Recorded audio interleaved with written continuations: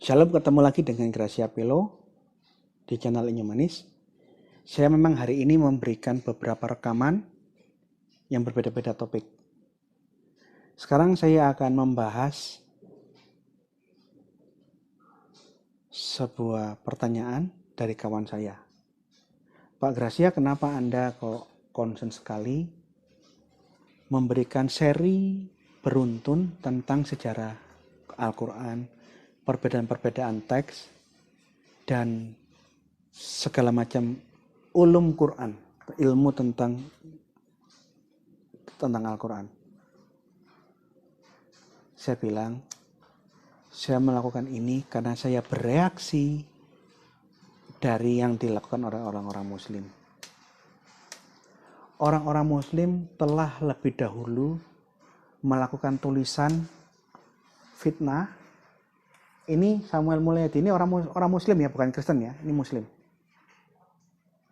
Dia mengumpulkan ayat ini bertentangan dan intinya dia mengatakan Alkitab itu Alkitab palsu. Ahmad Deedat, buku-buku yang menyerang ke Kristen ini beredar luas di seluruh toko buku Muslim, di Togamas, di Gramedia, di mana-mana. Ini beredar luas. Bahkan ini juga buku tentang yang mengisinya memfitnah agama Kristen, termasuk mengkritik isi Alkitab berdasarkan pemikirannya sendiri, bukan kajian akademis, menafsirkan ayat Alkitab ngawur-ngawur dan menuduhnya itu semua adalah bukti Alkitab-kitab palsu. Ini banyak. Termasuk juga buku ini mu'alaf ini.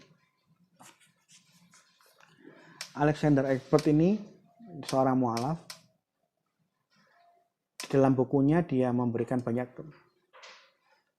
serangan-serangan terhadap iman Kristen yang dulu dia imani, termasuk dia membahas tentang ayat-ayat yang dianggapnya palsu dan yang bukan kitab suci. Dan yang menarik di dalam bukunya ini dia mengutip buku tulisannya ibu saya. Ada di dalam buku sini saya baca. Dia mengutip tentang calon penghuni neraka, tulisannya ibu saya. Saya bertanya-tanya. Saya sudah tahu buku ini lama sekali. Saya menjadi berpikir, kenapa orang Muslim kok suka menghina dan memfitnah agama orang Kristen, menghina dan memfitnah tentang Alkitab, padahal mereka tidak memiliki ilmu tentang bahasa asli, tidak memiliki ilmu pengetahuan yang cukup tentang ilmu manuskrip, mereka tidak mengikuti perkembangan penemuan arkeologi biblikal. Mereka tidak tahu tentang sejarahnya Septuaginta tahun 285 sebelum Masehi, perjanjian lama ditulis dalam bahasa Yunani. Mereka tidak tahu tentang perkembangan penemuan naskah Qumran. Mereka tidak tahu tentang penemuan papirus perjanjian baru abad pertama. Yang ditulis semua buku-buku ini itu hanya fitnah, caci maki, kebohongan yang tidak mereka pahami. Bukan kajian akademis yang adalah tafsir semena-mena terhadap ayat suci. Rata-rata penulis buku ini mereka tidak melihat penjelasan dari komentar-komentar gereja. Dia tidak lihat konteks ayat, dia tidak membaca dari komentar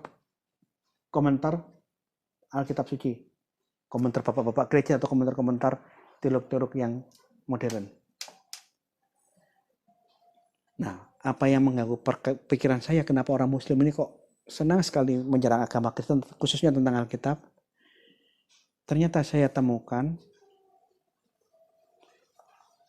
orang Muslim sejak tahun 60-an di seluruh dunia pendidikan Muslim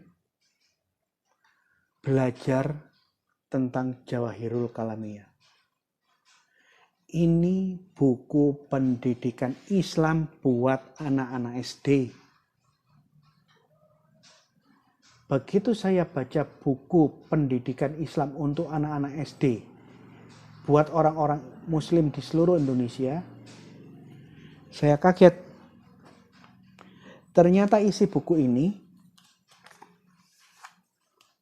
semua orang Muslim sejak umur yang terdini sudah didoktrinkan, dididik untuk menyerang dan menghina agama Kristen dan agama Kristen khususnya, bahwa Taurat dan Injil, Zabur itu sudah palsu. Itu didoktrinkan sejak anak-anak Muslim masih kecil. Saya tanya-tanya beberapa orang Muslim yang sudah jadi Kristen, kamu belajar Jawahirul Kalamiyah sejak kapan? Sejak saya masih kecil, Pak Gracia. Kapan? Sejak tahun 60-an saya belajar di desa saya buku ini. Ini loh isinya. Ini materi anak SD ya. Bab tentang iman kepada kitab-kitab Nabi Allah. Tanya jawab. Bagaimanakah mengitikatkan kepada kitab-kitab Allah Subhanahu wa taala? Saya mengitikatkan bahwa sesungguhnya Allah Subhanahu wa taala mempunyai kitab-kitab yang telah diturunkan kepadanya, kepada para nabi-nabinya. Dan ia telah menjelaskan dalam kitab-kitabnya itu perintah serta larangan-larangannya dan janji serta ancamannya dan seterusnya. Bagaimana itikatmu tentang Taurat? Saya mengitikatkan bahwa sesungguhnya Taurat itu adalah salah satu kitab dari kitab-kitab Allah Subhanahu wa taala. Ia menurunkan kepada Nabi Musa. Nah, Taurat diturunkan kepada Nabi Musa. Ini juga menjadi masalah. Karena di dalam agama Yahudi dan Kristen kita tidak pernah meyakini Taurat itu turun dari langit, tidak pernah. Tapi orang Muslim menggambarkan Taurat itu disamakan dengan turunnya Al-Quran. Jadi dia membayangkan Taurat dalam versinya Islam. Seperti Quran diturunkan, dia membayangkan Taurat itu diturunkan. Taurat itu diturunkan untuk menjelaskan hukum-hukum syara, hukum-hukum syariat, hukum-hukum syara, kepercayaan yang benar, yang diridhoi, memberi kabar gembira mengenai kedatangan seorang nabi dari Bani Ismail, keturunan Ismail, yaitu Nabi Muhammad. Nah, ini jadi masalah. Karena kalimat ini tidak pernah ada satupun ayat di dalam Al-Taurat ada nubuat tentang Nabi Muhammad. Umat Islam memberi klaim bahwa ada ayat seperti ini. Kemudian ditanya, bagaimanakah etikat para ulama yang menjadi pemimpin tentang kebenaran Taurat yang sekarang ada di dalam tangan ahli kitab? Etikat para ulama yang menjadi pemimpin adalah bahwa sesungguhnya Taurat yang sekarang ada telah mengalami perubahan. Di antara dalil yang menunjukkan demikian itu ialah sesungguhnya dalam kitab itu tidak ada penjelasan tentang jannah surga, tentang nar, tentang neraka, tentang kebangkitan sesudah mati, berkumpul di padang mahsyar dan segala macam. Karena di dalam Taurat yang ada di dalam bayangan mereka, Taurat itu harus membahas tentang surga, membahas tentang neraka, membahas tentang kiamat, dan harusnya ada tentang nubuatan tentang Nabi Muhammad. Ini kan klaim kalian sendiri. Di saat membaca Taurat yang ada di dalam orang-orang Yahudi, Taurat tidak pernah membahas tentang surga, neraka, penghakiman akhir, dan seperti yang kalian bayangkan, termasuk tidak ada nubuatan tentang Nabi Muhammad, kalian tuduh ini kitab palsu. Bayangkan. Ini anak SD sudah dibekali ajaran untuk menyerang dan melawan agama lain. Di saat yang sama di dalam dunia kekristenan tidak pernah ada buku agama Kristen yang diajarkan menyerang agama lain sejak anak kecil. Tidak pernah ada. Dari kecil sampai SMA semua buku-buku agama Kristen mengajarkan tentang bagaimana menjadi Kristen yang baik, mengasihi Tuhan, mengasihi sesama, menjadi berkat buat yang lain. Kita tidak pernah dididik seperti cara orang Islam mendidik umatnya ini. Mereka mengatakan palsu-palsu karena apa yang ada pada saat ini, atau yang ada pada saat ini tidak seperti di bayangan mereka. Aneh, jadi di saat mereka menuduh hanya berdasarkan kitab yang mereka bayangkan tidak sesuai dengan imajinasi dan harapan mereka. Sama. Begitu penjelasan tentang kitab Mazmur. Mazmur ini Sabur. Mereka membayangkan kitab Mazmur itu kitab yang turun dari langit, turun dari langit, diterima oleh Daud. Tapi Zabur saat ini sudah berbeda. Injil juga. Dia membayangkan Injil seperti Al-Quran. Diturunkan dari surga. Padahal di dalam seluruh dunia kekristenan dan dunia Yahudi, tidak pernah Zabur itu diturunkan dari langit.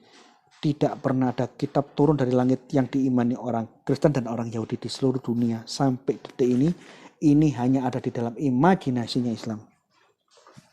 Ini hanya ada dalam imajinasinya Islam. Tidak ada satu sekte Yahudi pun percaya Taurat turun dari langit, Zabur turun dari langit. Orang Kristen di seluruh dunia tidak pernah ada yang percaya kitab turun dari langit. Injil turun, bukan. Nah, karena Taurat, Zabur, dan Injil tidak seperti yang mereka bayangkan, mereka punya khayalan tersendiri tentang kitab-kitab Taurat, Injil, dan Mazmur, dengan gampang mereka mengadakan itu palsu. Dan saya rasa semua ustadz yang ada di MUI termasuk di Latsnah Kemenak, kemungkinan mereka masih kecilnya sudah belajar buku ini. Yang ingin saya sampaikan itu begini loh.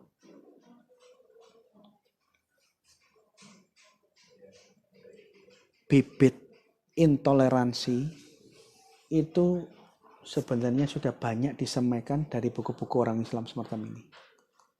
Dari masa yang paling dini sudah diajari untuk menyerang, menuduh kitabmu palsu, tanpa uji akademis, tanpa capek-capek mengumpulkan manuskrip kuno, tanpa capek-capek melakukan kritik teks, kritik bentuk, kritik dokumen, tidak pernah. Cukup kitabmu tidak seperti di pikiran saya, palsu. Kitabmu tidak sesuai dengan pikiran saya, palsu. Cukup dengan begitu saja. Nah, karena orang Muslim sudah didoktrinkan sedemikian rupa untuk menuduh tanpa pembuktian, saya memberikan sesuatu yang berbeda. Kalau mempelajari suatu permasalahan, kita harus menggunakan dokumen-dokumen dan data-data yang benar dan tidak asal bicara. Oleh karena itu, saya kumpulkan buku-buku tentang agama Islam, tentang proses kodifikasi Al-Quran, dan saya sampaikan berdasarkan tulisan-tulisan orang Muslim sendiri. Dan mengenai isi buku-buku di sini, serangan-serangan orang Muslim, saya akan jawab satu persatu di dalam beberapa episode. Misalnya, ada seorang anak kecil kemarin ngomong, kenapa kisah dalam Injil Lukas berbeda dengan Injil Markus?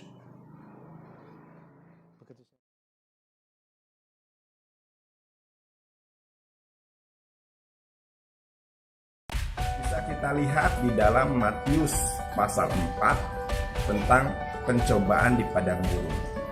Di situ ya saya tidak perlu membacakan ayatnya, silahkan cross check sendiri. Matius pasal 4 ya ayat ke-1, 2, 3, 4, 5, 6, 7 tentang pencobaan di padang gurun. Nah, Injil Matius, penulis Injil Matius menceritakan bahwa Yesus dicobai oleh iblis untuk menjadikan batu menjadi roti, akan tetapi Yesus enggak. Kemudian si iblis ini membawa Yesus ke hubungan bait Allah, menyuruh Yesus menjatuhkan diri, akan tetapi Yesus enggak mau. Dan setelah itu baru Yesus diajak ke gunung ya, dan diperlihatkan segala kerajaan duniawi untuk diberikan Yesus, tapi Yesus enggak mau. Nah, kisah ini juga diceritakan di dalam Injil Lukas, tapi dengan kisah yang berbeda. Kedua penulis Injil baik Matius maupun Lukas sama-sama mengakui bahwa mereka mendapatkan ilham roh. Akan tetapi pertanyaan saya kepada Gracia Apelo terutama, kenapa kok kisah ini berbeda? Padahal ya masing-masing mengklaim bahwa mereka mendapatkan ilham roh. Sedangkan ini sebuah kejadian sebagaimana perumpamaan pertama tentang Raja Salman. Tidak mungkin semuanya benar, akan tetapi salah satunya pasti ada yang salah. Ya. Silakan Anda menilai. Dan pada kesempatan ini saya tantang Dr. Velo untuk menjawab dan untuk berdebat dengan saya mengenai jalan sangat kontras kisah ceritanya, karena ini kronologi ya, berarti berunut secara sistematis.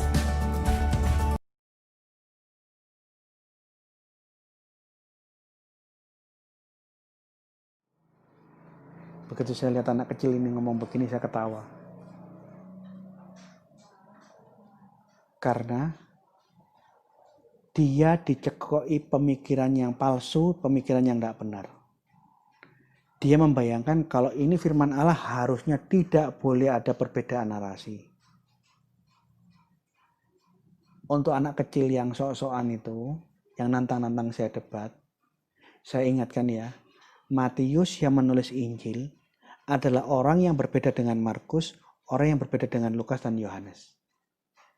Jadi jikalau mereka menulis suatu kisah yang sama, tapi narasi Markus dengan narasi Matius dengan narasi Lukas ada perbedaan detail, ini malah wajar. Karena 3 orang yang melihat menulis kisah yang sama, ada penjabaran yang agak berbeda, agak diperluas, jadi saling melengkapi. Anda kalau beli koran Surya, Kompas, Jawa Pos, Tribun Makassar, untuk suatu kejadian, laporan 3-4 harian yang berbeda, laporan dari 4 televisi yang berbeda, detailnya beda. Tapi seluruhnya saling melengkapi. Sekarang saya tanya, apakah di dalam Al-Quran tidak ada yang seperti ini? Halo, apakah di dalam Al-Quran tidak ada yang seperti ini? Oh ini.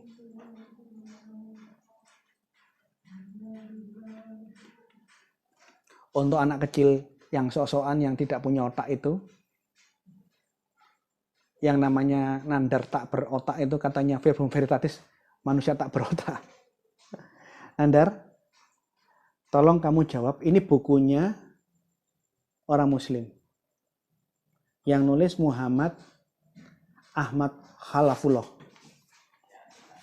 Al-Quran bukan kitab sejarah. Yang menerbitkan adalah para Madinah. Tolong diperbesar. Ini bukunya orang Muslim. Ditulis orang Muslim dari Mesir. Kuliah di Al-Azhar Kairo. Dr. S3 Teologi Muslim. Diterbitkan di Indonesia, diterjemahkan oleh penerbit Muslim para Madinah di zaman Cak Nurkolis Majid masih hidup. Terbit tahun 2002. Muhammad Ahmad Khalafullah memberikan kasus tentang perbedaan-perbedaan kisah di dalam Al-Quran, tentang momen yang sama, kisah yang sama. Kisah Nabi Musa di surat Taha, surah Kasas, itu kok beda-beda. Muhammad Ahmad Khalafullah menyebutkan di dalam Al-Quran, kisah tentang Musa itu narasinya antara surah yang satu dengan surah yang sama untuk cerita yang sama berbeda-beda. Ini contohnya. Tolong diperbesar. Ini narasi surat Taha.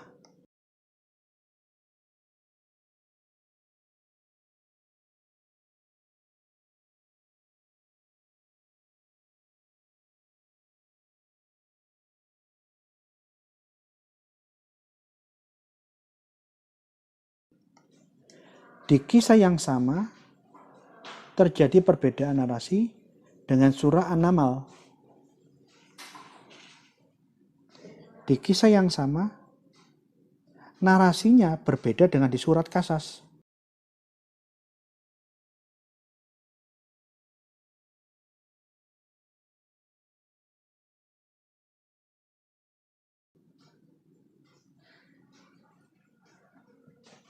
Untuk anak kecil Yonatan Nandar yang nantang-nantang saya debat. Saya tanya balik berdasarkan apa yang ditulis orang muslim di sini. Jelaskan kenapa di dalam Qur'anmu kisah tentang Musa yang ditulis surat Taha, surat An-Naml dan surat Qasas kok beda-beda. Jadi Nandar, tolong jelaskan, bukankah Al-Quran yang kamu imani sebagai kitab suci dari satu Allah diterima oleh Muhammad satu orang dalam satu masa kenabian Muhammad menurut agamamu dalam satu bahasa? Tolong jelaskan kepada saya, kenapa dari satu oknum dari Allah kok kisah surah An-Naml, Taha, Qasas tentang kisah Musa di momen yang sama kok beda-beda semua? Tolong jelaskan. Yang seperti ini akan saya tampilkan banyak menanggapi tantanganmu. Saya akan keluarkan tapi nanti episode per episode.